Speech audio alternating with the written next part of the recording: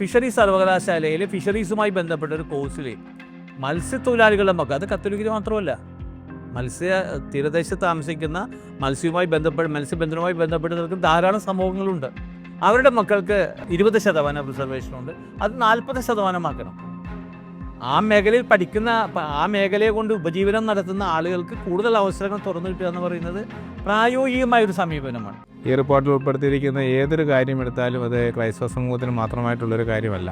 അത് ഇവിടുത്തെ പൊതുസമൂഹത്തിൽ, ഇപ്പോൾ തീരദേശത്തിൻ്റെ വിഷയമോ മലയോര വിഷയമോ കുട്ടനാടിൻ്റെ വിഷയങ്ങളൊക്കെയാണ് അവിടെ താമസിക്കുന്ന എല്ലാ വിഭാഗം ജനങ്ങളുടെയും നന്മയ്ക്കുതകുന്ന വിഷയങ്ങൾ തന്നെയാണ് ഈ ജെ.ബി. കോശി കമ്മീഷൻ റിപ്പോർട്ടിൽ ഉൾപ്പെടുത്തിയിട്ടുള്ളത്. പുറത്ത് വന്നപ്പോൾ തന്നെ ചില വിഭാഗങ്ങൾ ഇവിടെ അതിനെ എതിർക്കുകയും അത് പാടില്ല, ഇത് നടപ്പിലാക്കാൻ പാടില്ല എന്നൊക്കെ പറയുകയും ചെയ്യുന്ന അവസ്ഥകളുണ്ട്. പലരും തെറ്റിദ്ധാരണയുടെ പുറത്താണ് ഉണ്ടാകുന്നത്.